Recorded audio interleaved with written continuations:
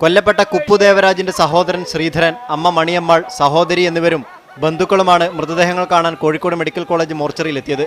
വ്യാജ ഏറ്റുമുട്ടലിലൂടെ പോലീസ് നടത്തിയ കൊലപാതകമാണ് നടന്നതെന്ന് മൃതദേഹം കണ്ട് പുറത്തിറങ്ങിയ ശേഷം ഇവർ ആരോപിച്ചു. സംഭവത്തിൽ ജുഡീഷ്യൽ അന്വേഷണം ആവശ്യപ്പെടാനാണ് ഇവരുടെ തീരുമാനം. പോസ്റ്റ്മോർട്ടം അംഗീകരിക്കാൻ പറ്റുമെന്നുള്ള ചോദ്യത്തിൻ്റെ ഒരു പ്രശ്നമുണ്ട്. വിഷയത്തിനകത്ത് ഒന്ന് ഇതൊരു കസ്റ്റോഡിയൽ ഡെത്താണ് എന്ന് അദ്ദേഹത്തിന് സംശയമുണ്ട്.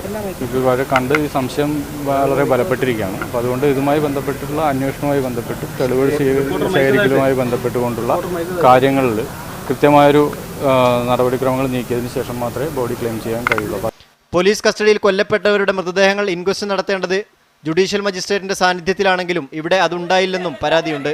പോസ്റ്റ്മോർട്ടം റിപ്പോർട്ട് ലഭിക്കും വരെ മൃതദേഹം സംസ്കരിക്കേണ്ടതില്ലെന്നാണ് ഇവരുടെ തീരുമാനം. ആവശ്യമെങ്കിൽ വീണ്ടും പോസ്റ്റ്മോർട്ടം ചെയ്യണമെന്നും ഇവർ ആവശ്യപ്പെടുന്നു.